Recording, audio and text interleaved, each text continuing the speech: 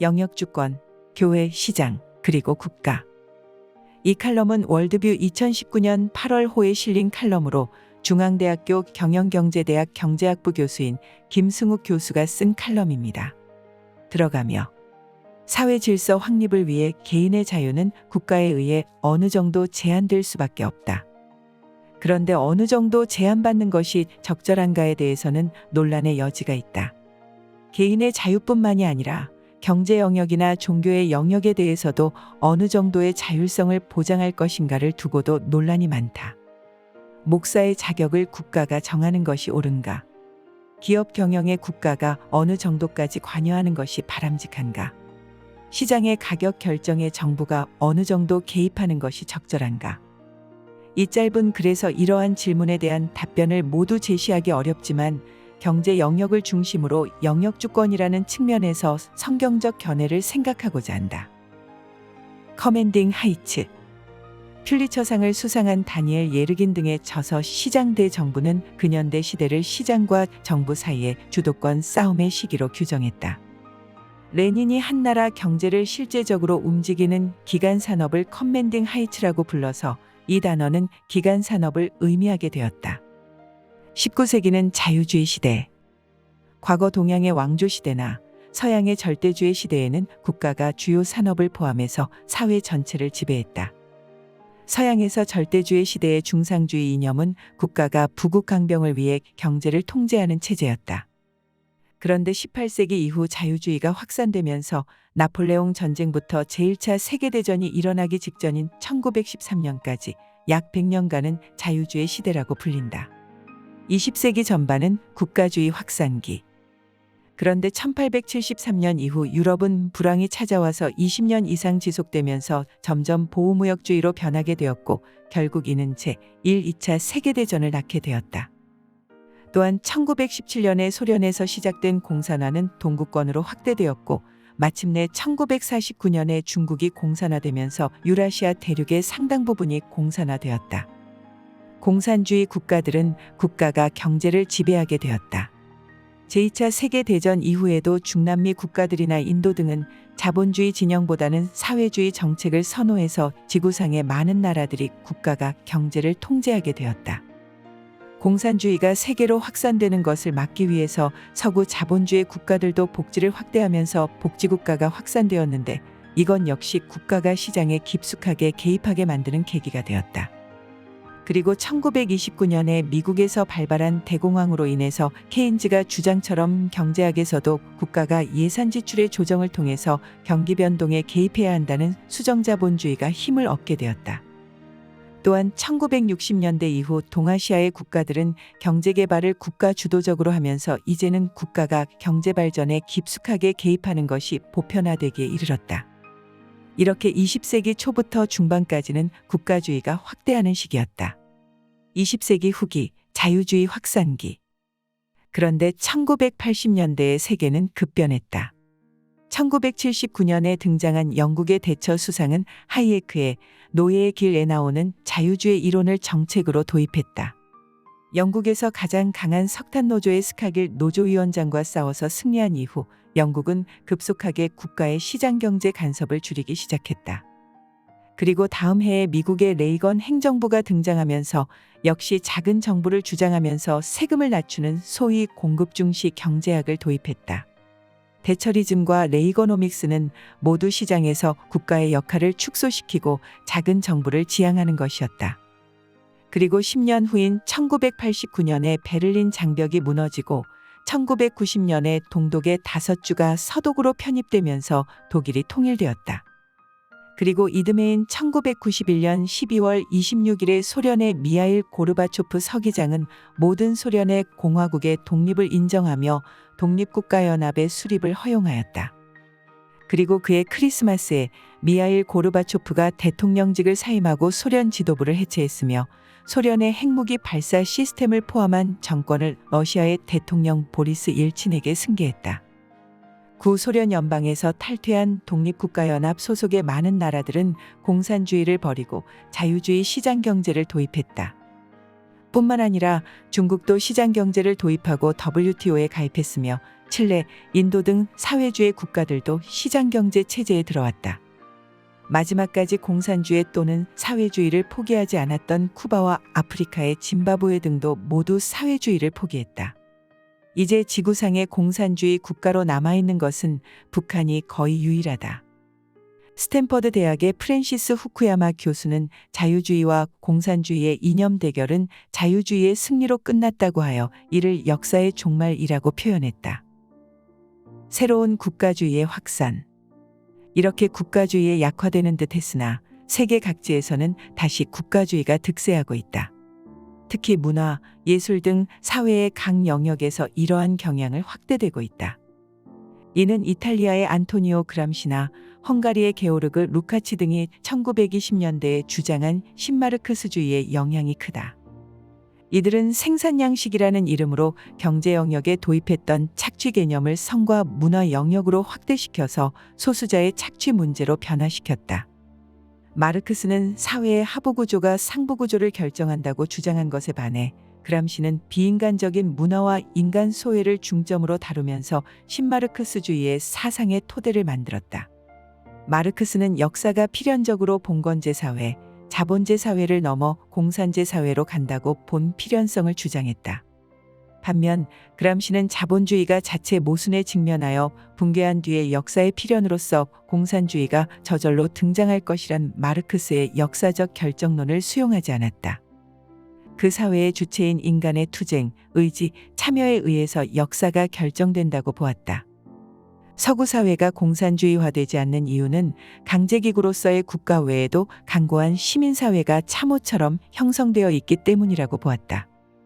그래서 이 시민사회를 점령하기 위하여 교육, 언론, 학계, 예술, 문화 등 사회 각 부문별로 참호를 점령해 들어가는 진지전이 필요하고 어느 정도 충분한 시간이 흘러 시민사회를 점령한 다음에 기동전을 펴서 공산주의 사회로 변화시킬 수 있다고 보았다.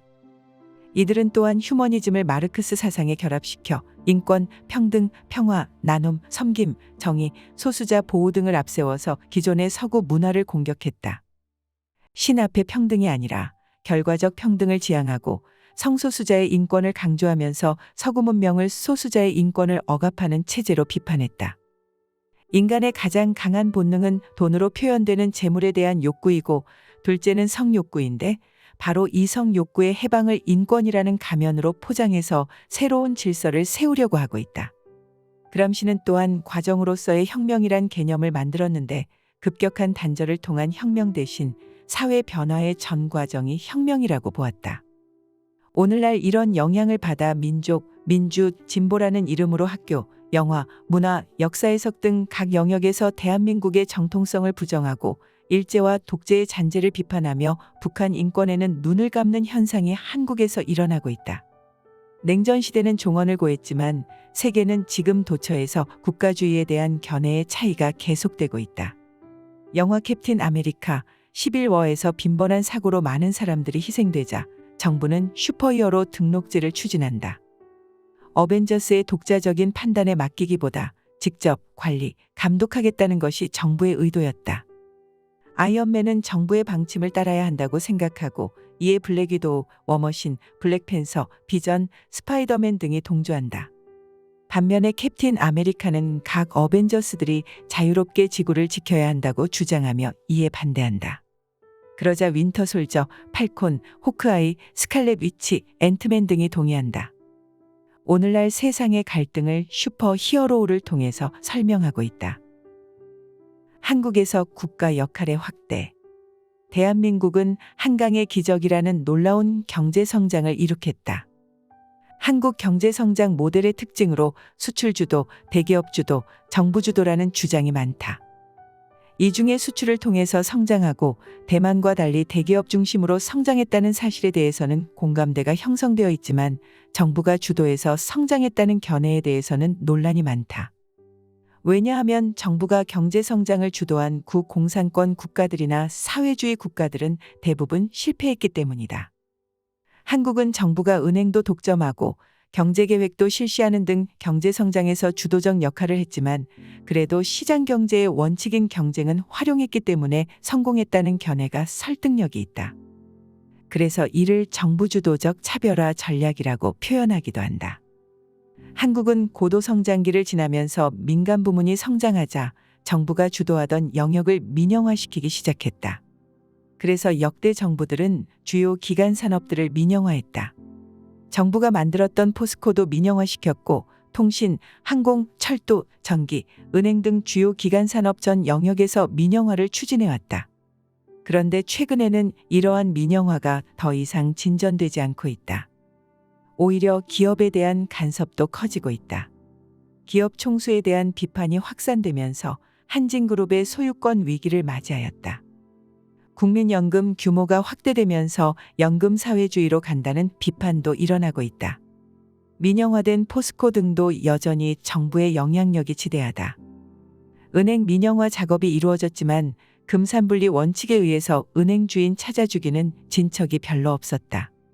지금도 신한은행과 하나은행을 제외하고는 거의 공영으로 운영될 정도이다.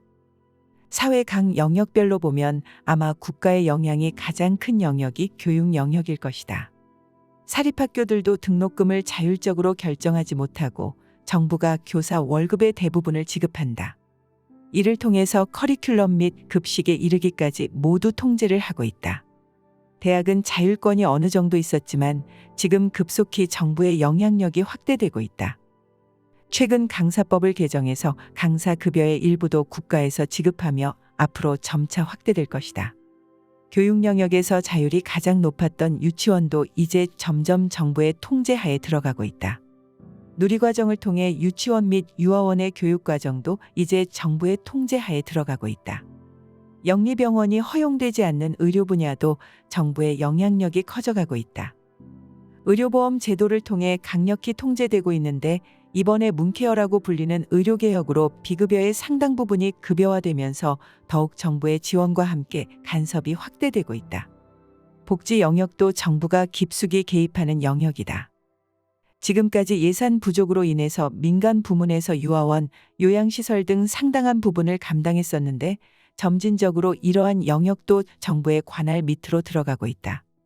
이러한 현상이 종교 영역에도 확산되고 있다. 목사의 자격은 국가가 결정하는 것이 아니라 각 교단이 결정해왔다. 신학교도 학교의 일종이기 때문에 교육부가 정원 등을 통제하지만 지금까지 각 신학교들은 교육부에서 허락한 인원 이상으로 목사를 배출했고 각 교단과 목회자들은 이를 당연하게 받아들였다. 그런데 최근 송사 사건으로 인해 특정 교단의 목사 자격을 대법원에서 판단하는 일이 일어났다. 2018년부터 시행되고 있는 종교인 과세제도는 종교의 자유를 침해한다는 일부 종교계의 반발이 있다. 반면에 종교인에게 세금을 거두지 않는 것은 과도한 특혜로 인해서 조세 형평성에 어긋난다는 주장도 있었다. 탈세를 빌미로 국가가 이제 종교 영역을 통제할 수 있는 단초가 형성된 것을 우려하는 시각도 있다. 정치적으로 공명정대하고 중립적인 정부라면 별 문제가 없겠지만 자칫하면 종교가 정치적 분쟁에 휩싸일 수 있다는 우려는 기우가 아니다. 영역주권. 사회의 각 영역에 국가가 어느 정도 개입하는 것이 바람직한가에 대해 직접적으로 언급한 성경 구절을 찾기는 어렵다. 이스라엘의 장로들이 사무엘에게 왕을 세워 다스려달라고 했을 때 사무엘은 기뻐하지 않았다. 그리고 하나님께 고했을 때 하나님은 왕이 어떻게 백성을 억압하고 자유를 빼앗아 종으로 삼을 것이라고 경고했다. 그럼에도 불구하고 왕을 달라고 해서 왕을 세우게 된다. 이 말씀을 근거로 통치자는 국민을 종으로 삼아서는 안 된다는 정도의 의미는 유추할 수 있다. 또한 왕이 재판을 할 때 공정하게 하라고 레위기에서 명령하고 있다. 가난한 자의 편을 들지 말고 반면에 세력 있는 자라고 두둔하지 말고 공의로 재판을 하라고 한다. 가난한 자를 돌보라는 것이 성경 곳곳에서 명령하고 있음에도 불구하고 이 구절은 가난한 자의 편을 들지 말라고 하고 있는데 옳고 그름을 판단할 때는 그의 재산의 유무 등의 영향을 받지 말라는 것으로 해석된다. 국가가 사회 각 영역에 어느 정도 영향을 미쳐야 하는지를 구체적으로 언급한 성경 말씀은 찾기 어렵지만 이에 대한 믿음의 전통을 통해 판단할 수 있다. 아브라함 카이퍼는 1880년에 행한 자유대학교 개교 연설에서 영역주권이라는 제목의 연설을 통해 자유대학교가 지닌 개혁파의 원리를 영역주권을 통해 제시했다. 그는 이 연설에서 우리 삶의 영역 중에서 그리스도께서 나의 것이다라고 외치지 않은 영역은 하나도 없다고 주장했다. 그리고 하나님의 주권이 정치, 경제, 사회, 문화, 종교, 예술, 교육 등에 구체적으로 실현되어야 한다고 주장했다. 우주 만물의 주권자이신 하나님께서 인간에게 권위를 위임하셨는데 왕권 신수설을 주장하는 자들은 이 권위가 왕에게 위임되었다고 주장한다. 일부에서는 오늘날은 이 권위를 위임받은 것이 국가라는 잘못된 주장을 하는 자들도 있다. 그러나 하나님의 주권은 오직 메시아이신 예수 그리스도께 위임되었고 메시아의 절대적인 주권은 사람들의 삶을 각자 자신의 주권을 지닌 고유한 영역으로 나누어진다. 아브라함 카이퍼는 영역에 대해서 다음과 같이 말했다. 사람이 살아가는 범위는 도덕적 영역, 가정의 영역, 사회적 삶의 영역으로 구분될 수 있다.